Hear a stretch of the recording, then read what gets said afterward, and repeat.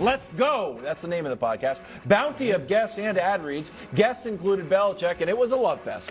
Here's Brady and Belichick, back to back. In my view, it was just people always trying to pull us apart. And I don't think we ever even felt that with each other. We never were trying to pull each other apart. We actually were always trying to go in the same direction. The greatest player, the greatest career, the great person. It's such an opportunity and an honor for me to, to coach Tom. And I guess it's got in at some point, but it's the greatest one ever. So, Brew, here was my take. There was a lot of ink spilled on the friction between Brady and Belichick, and I felt like they're at a point in their relationship now where the good memories outweigh the bad, and overall it just looked up for America's team that we're going to get a statue, we're going to get hopefully that one-day contract, maybe a honorary role on the team, maybe, I don't know, I can keep going and going, but it just warmed my heart, and I wanted to throw it to you, see if it warmed your heart, because I think Nick has been sharpening some knives with Mac Jones's name on it. So go ahead, Brew. Well, first of all, Wilds, let all that stuff go. None of that is going to bring the Patriots another Super Bowl.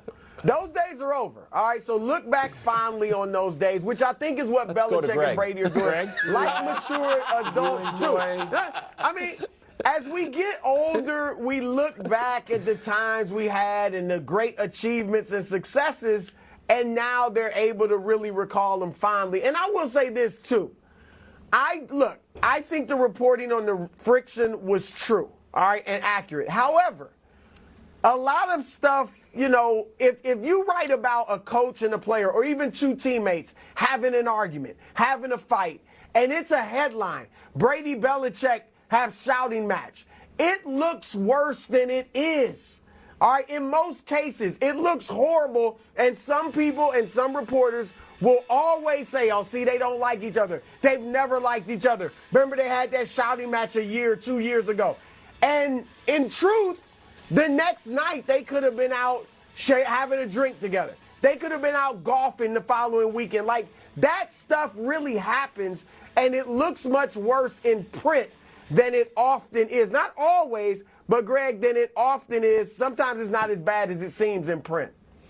Yeah, I think they love each other, and they loved each other then, they love each other now, but when you're going through it, whatever it takes is what the relationships needs to be, and that's what they were for one another. Like, it was all about the team, and the goal never was something above the goal for both of them. And I think when you have that, you're going to have friction. You're going to have moments where you embrace one another, but ultimately you're going to have success because nothing is higher than the goal and the task at hand. That's why it worked. And when it didn't, they were done.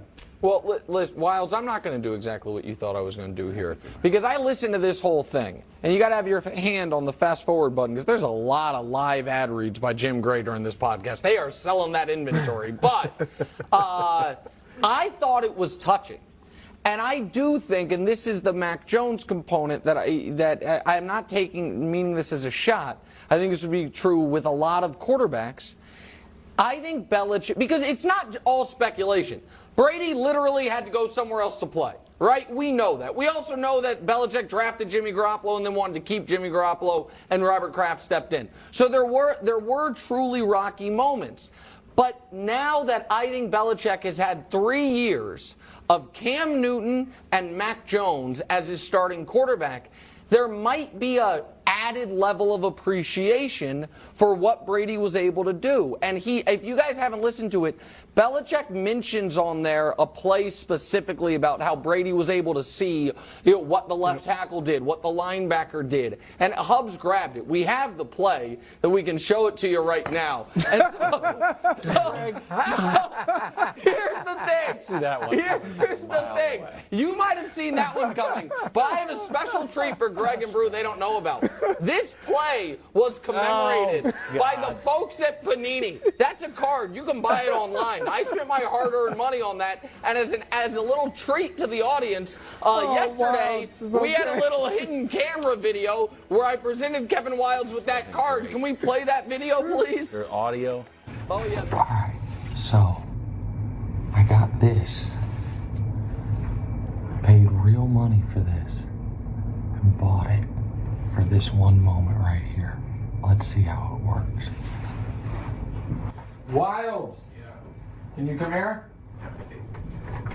Okay, so here we go. So here's Wilds fast coming into forward. the office. Come here. And now we gotta listen. I'm in my office. You're not the only one with an office. I have a present for you.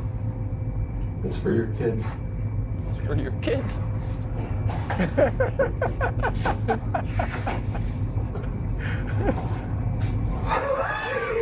Is this real? Is this real? It's a panini graded. I paid real money. I knew it was. I knew something He's was looking up. for the camera. I knew something was up. What do you mean? It's Chandler. I knew it. I was looking around. You know what? It doesn't. I was looking around like, You know what? So good. This was a nice moment between Brady and Belichick. You know what? In 20 years, maybe we'll go on Jim Gray's podcast, and I'll be like, you know what? Good guy to work with. A lot of friction, and I had to leave. But turns out, overall, good guy, and we did some good things. Coming up next, is LeBron going to break the record tonight? He's going to. Next, first things first. God. Welcome back to the show. Let's check in on Patrick Mahomes and his ankle. When the Super Bowl comes around, it will have been 22 days since the injury. Healed or not, Mahomes going to lay it all on the line on Sunday. Take a listen.